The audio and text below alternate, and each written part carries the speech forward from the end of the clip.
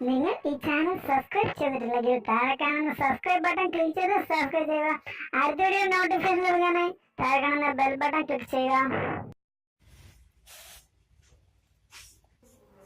പിസ്റ്റൻ്റെ ഭാഗങ്ങൾ എന്ന് പറയുന്നത് ക്രൗണ്, റിംഗ് ഗ്രൂസ്, രണ്ട് കംപ്രഷൻ റിംഗ് വരുന്ന ടൈപ്പ് പിസ്റ്റനാണിത്. പിന്നെ താഴെ ഒരു ഓയിൽ റിംഗ് ആണ്, സ്പ്രിങ് കൂടിയുള്ളതാണ് ഓയിൽ റിംഗ്.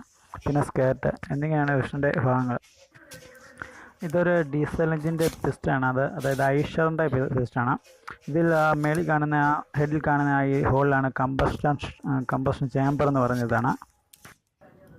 ഇതാണ് പിസ്റ്റൺ പിന്ന് അഥവാ ഗഡ്ജൻ പിൻ എന്ന് പറയും. ഇത് പിസ്റ്റണിൽ രണ്ട് സർക്കിൾ പിറ്റാണ് ഫിറ്റ് ചെയ്തിരിക്കുന്നത്. കണക്റ്റിനോട് സ്മോൾ എൻഡ് ഇവിടെയാണ് ഘടിപ്പിക്കുന്നത്. ഒരു പിസ്റ്റൻ്റെ പ്രധാനപ്പെട്ട പ്രവർത്തനം എന്ന് പറയുന്നത് സിലിണ്ടറിനുള്ളിൽ ഇന്ധനം കത്തുമ്പം ഉണ്ടാകുന്ന പവറിനെ, അതായത് ബലത്തെ കണക്റ്റിംഗ് റോഡിലൂടെ ക്രാങ്ക്ഷാഫ്റ്റിൽ എത്തിക്കുക എന്നതാണ് ഒരു പിസ്റ്റൻ്റെ പ്രധാനപ്പെട്ട ധർമ്മം എന്ന് പറയുന്നത്.